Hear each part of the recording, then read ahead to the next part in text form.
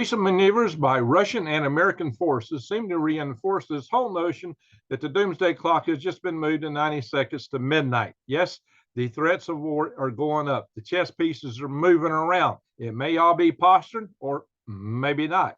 You decide. We're going to get into it. And it's not just the Russians who have just put, as you might know from a couple of days ago when we announced here on my channel and Lee Wheelbarger's that the Admiral Gorshkov was off the U.S. coast with 16 Zircon missiles on board with 200 kiloton nuclear weapons potentially. That has been validated since. So we blew the whistle on it. You know, they had to come out. So guys, and I got another one for you today. We are sending seven B-52s supposedly over to Israel to practice bombing against mock attack against Iran. But we've only been requested to send 4. Apparently only 4 are needed for the mission. So we're sending actually 7, 3 being spares just in case. Guys, let me tell you something. That's a very high spare rate of 43% for one of the world's best maintained aircraft, especially when you consider, like, if you were sending like the C-130s, not necessarily the best, maybe a dozen of them, you might send 1 for a spare. 43% spare rate. I mean, guys, that don't quite make sense. I mean, guys, I'm going to tell you what, maybe we're counter posturing against the Russians, but I'm going to tell you what, the Russians are bound to have their eyes on this. They're bound to be really watching with serious intent to see just what's going on. And oh yeah, by the way, the Admiral Gorshkov, which was off our coast, was being shadowed by our forces. You didn't hear about it in the news. You didn't hear about it anywhere until we blew the lid on it. And now they're coming out. So let me show you some of the stuff. We're going to talk about this. So hang on, I'm going to share some screens here. Bing, bing, bing, bing. Just to show you some articles on these topics. And here is a topic from the Times of Israel, where they're saying, you know, hey, they're going to do this drill. And what did this come out? It came out today. Yeah, we're going to do this drill to practice hitting the Iranian nuke sites in the Negev. Now, I don't talk about the numbers of them here. I get that some other sources, guys. That's not in this article. So I do have my other sources, and my other sources make some interesting claims about these things. Guys, I'm going to tell you one thing. Like I said, the Russians are really paying close attention to this, and so would Iran. Might not be a drill. You got to remember. You know, I got to agree with NATO, Canadian Prepper. You know, it's hard to maneuver large forces in this day, in this era, with satellite sensors and all kind of monitoring networks everywhere. You just can't move around military forces if you want to do something. You do it under the guise of a drill. That's the way it operates. That's what the Russians did before they moved in to Ukraine. And somebody put, oh, they won't go in. Well, we said they would, and they did. Anyway, here we are, guys. So, yeah, here we are. See, I wasn't kidding. I wasn't kidding. There it is. The Admiral Gorshkov. Yeah, been tailed by NATO Navy since it left port. But were they telling you this? No, they don't want to tell you this, but we blew it. We told you because we thought you needed to know. You needed to know in case something happened, just so you'd be ready. That's what the proposition this channel is, to help you survive, thrive, and stay out of the hype. So if you're not subscribed, you might want to consider that so you can keep notice of these things coming out, because sometimes I bring breaking news to you because I do have really good sources. We can bring you stuff quite often before the news media, or we can tell you things that you won't get on the news media about the stories that even they are reporting on. I kid you not, here it is talking about the doomsday clock being moved to 90 seconds before midnight. So, you know, I don't want to get into that. There's a lot of politics, and who knows what kind of metrics they have making it. But suffice it to say, they deem this the worst time of risk, the closest it's been ever to global catastrophe. And there's a whole lot of us that think, you know, there's a lot of merit to that. There's a lot of us that think that's pretty dead on. They don't say it's going to happen, but we are in a peerless situation. And tons of experts around the world are agreeing. Okay, it's just not as preppers. It's not just people wearing tinfoil hats.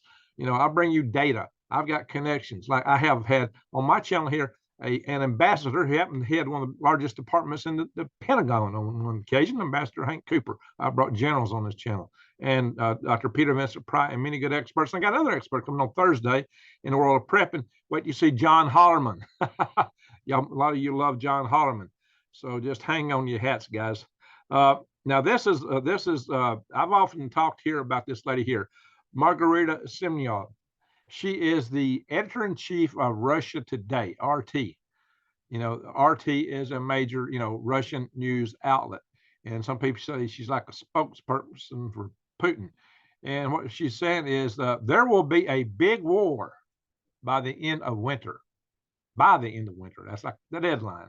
Well, the end of winter is 6 weeks from now, guys. I mean, we are, maybe 7 weeks. The winter is coming to an end. We're halfway through winter right now, but the end of winter is pretty darn soon. And from some of the posturing and moving things around, you got to think it might happen sooner. It's possible that we could be into this really fast. We don't know. Really big war. They're not talking about the special operation as it's been occurring. They're talking about something far bigger. So, and look, all the guys in Russia, I've showed you yesterday, they're all saying, hey, we're really at war with NATO, the West, US. They've been saying that, and they're saying it more so now than ever. And when you consider the posturing that's going on, you got to wonder, guys. You really got to wonder. And to reinforce it, we're crossing the red lines. We are out here now crossing these red lines because this article talks about the Biden administration is expected to announce plans to send 30 M1 tanks. I hear that decision has already been made in the affirmative, and that we actually are sending 30 M1 tanks. That is crossing the red line that I talked about yesterday, the very red lines that the Russians put out there. Well, are they going to step back and draw another line of sand, or is this really it? I can't tell you, but it is like playing Russian roulette. That I will tell you. So what's it boil down to? The Russians going to do something, or are they not? Well, we're going to find out real soon. But they're certainly talking. They're saying that these actions will have serious global consequences. That's what we've heard from Medvedev, who was the previous president of Russia, second in charge of the Security Council. We have heard it from Lavrov, the foreign minister of Russia. He's like their State Department Secretary of State, and we've heard it from Putin, and also the head of the Duma, the lower house in the Duma. We've heard it from several high-level Russian officials, and I talked that just yesterday. So, and the Germans are planning to send at least 14 of their Leopard 2 tanks. That's 44 tanks. Now, maybe that isn't enough to counter all Russians' thousands, but this is opening the spigot. Based on these being released, we can expect Poland to send quite a few tanks and some other countries. So there's at least 16 other NATO nations that have these tanks on hand, the Leopard 2s. How many M1s are going to go there? I know not. But this is going there, guys. This is happening. So, like I said earlier, Dmitry Medvedev is making a lot of threats, but he's claiming that basically they were forced into Ukraine. Whether you want to buy that or not, it's immaterial to me because it's not my purpose in this channel. You got to understand, I'm not here to lay blame and accusations. I'm just here for your purpose. I'm here to tell you to get ready to prep. And sometimes we can do things to help prevent these things.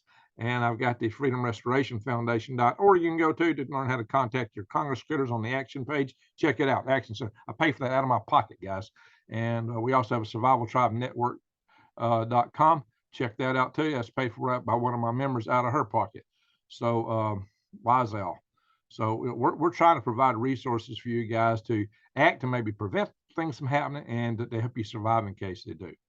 And that's a fact. So we put our money where our mouth is. But guys, that's what he's saying here. He's saying that we forced them into it. And a lot of people see that. And I've explained to you in the past how the Russians saw this as their last best chance to plug the gaps, the strategic gaps between geographical choke points to ensure that they wouldn't get invaded from the West, as if they were afraid that the French and the Germans and whoever else in there was going to invade them. I think not. But, they've been invaded so many times, they've got that fear. And apparently they're really worked up about it. So there you go. And the fact that we were trying to make Ukraine a NATO country, that's really what set it off, apparently. But in any of it had more to do with anything. But here's what you got to bear in mind. This is what the analysts are saying now. They're saying that Putin is talking about, raising much larger forces, putting a third of his country's GDP into military development. That's a huge war foot. That's a huge war economy. And it speaks to a long-term effort.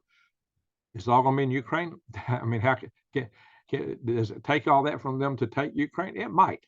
Typically, an invader needs a 4-to-1 advantage in manpower The Union had that over the South and North wing of the states, and the Russians can draw from that if they are going to stick with it, and it appears that they are, unless something changes real fast. If Ukraine is to win the war, they got to move fast.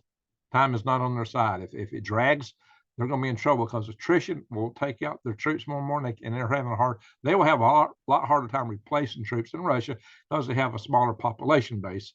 It's a big population, but nowhere near that of Russia. It's the same kind of thing you have between the war between the North and the South here in the United States. The South was doing spectacular in the beginning of that war. People thought the South was going to win, but no, the South didn't have the manpower and the materials to win a long, protracted war. And we may not either. But hey, guys, you better get ready. Here's a cool thing right now. There's a whole preparedness pack. It's not just the food, long-term food. You get a whole bunch of other things in this special here. Like you got you got 3 months food supply, mess kit, blankets. Go to prepwithgreg.com. Fire matches. You get these grub tools. You get water purification tools. Something to keep your mind engaged. A little portable stove, water straw. But guys, you can go in here and click on My Patient Supply and go and find all kind of prepping supplies here. But check it out. They got this special here. Prepwithgreg.com. Check that out. Anyway, let's get back over here. You might really want to think about that right now more than you have to. So Germany is now sending Patriot air defense units to Poland. As you know, we're looking at sending Patriots to Ukraine, but it's going to take a year to train the operators if we put them in there now. Otherwise, we might be putting NATO people in Ukraine. And Medvedev says, hey, they're going to be a target. If you got NATO operators on them, we're going to take them out. So that's something to take into account, guys. Something to take into account. These are the kind of things that puts us closer to war. But why is Germany putting these in Poland? They're expecting that something may come out of Russia. But look, what's happening? Belarus is putting their troops on the border of Poland. You see what I'm saying? This is happening, guys. Troops are being put on the border of Poland from both sides. So this has got some potential to escalate into that great war that Margarita Simeon was talking about. Like I said, she's the editor-in-chief of RT. That place, you don't say in Russia, you don't be the editor-in-chief and just put out anything that crosses your mind. You've got to be talking a party line. Anyway, here's what I was worried about right here. The United States would run out of some munitions within a week of a conflict with China, because we've already drawn down so deep into our reserves. It says some munitions, but others would run out pretty fast too. And this is true not just for a war with China, but a war with Russia. We have, bullets are not that sexy on the procurement list. It's just regular everyday stuff. It's kind of bland. It's expensive. So the Congress likes to spend money on gizmo development, the glitterati stuff, the sophisticated weapon systems, because the big contractors get big contracts to do it. And they love that. And they kick a little money back to the campaigns in some underhanded fashion, I suppose. So it's jobs for the districts and stuff like that, and making, running off a bunch of bullets. That's jobs too, but it just don't have the same pizzazz. So Congress has not been funding a lot of the stuff that they should be funding to give us true security, and including things like the ship tenders and things like that, just logistical elements that you need to maintain a true warfighting capability, which we are running short on. Now, they say the Gorshov is going to be going to Syria soon, so it's in movement right now. Whether that's true or not, I don't know. Time will tell. Oh, yeah, by the way, if you want to buy worms, go to my website here. You need to get them soon. I might shut down the worm sales because I've had the winter was rougher on the population. I got to do a little bit more assessment, see how long I can continue the sales up. Maybe they'll pop back, but there's, we had that 1 degree weather here, and you can see a lot of these beds are out in the open. They're good for most winters here, but the 1 degree kind of hit me a little bit hard. So we'll be seeing soon. I do sell other things. There's a lot of information in here. You can click the Buy Worms logo. It takes you right into, you can buy them, scroll down here, click the buttons, donate if you so choose. But better yet, guys, this is an educational resource center. I got videos on here where you can find videos about wild edibles, medicinals, gardening videos, and things like that. So check it out. Vermiculture videos up here. So a lot of things that you can learn from this website. It's kind of taking what's on my Green Greg's channel and consolidating them by subject matter. In the case of the vermiculture, by the order which you need to know it if you're going to get worms, for me or anybody else. So watch these videos, but do me a favor and double click them so they get credit on YouTube. Anyway, guys, so I do have other channels. Please check them out. My Swivelhead News channel. A lot of this kind of content will be moving over to this channel soon. And the stuff that I probably can't talk about on this platform is going to go to the sister Swivelhead channel, which is on Rumble. And here I can talk about things that probably couldn't carry on this platform. I may share some videos. I may do double cat postings. But so just check that out, guys. And oh yeah, if you're a homesteader, I do have other links like the LEHMAN'S here. Man, they got the best catalog and all kind of old homesteading things. So check out that too. Enough said, enough of all that. I will put links below for these resources, a lot of resources that you'll need should Jizzy hits the fizzy. That's the way Nate on Canadian Prepper says it, I believe. That's his polite way of saying should hit the Anyway, man. All right, guys. Subscribe, bang the notification. Nope, that can't talk. Bang the notification bell and click all. And share my videos because my channel gets stomped down on by the platform quite a bit, especially considering that I am promoting things like Freedom Restoration Foundation. Yeah, but anyway, check those out. Links for that stuff will be below too. But hey, the main thing is I'm here for you, and so get ready, be prepared. Don't be scared. Be prepared. This is not fear porn. This is get your rear end ready porn. That's what this is all about. Get ready. Be ready for the worst. Because if you're prepared, you shouldn't be scared. All right, enough said. With that, I'm going to say thank you for watching, and Greg out.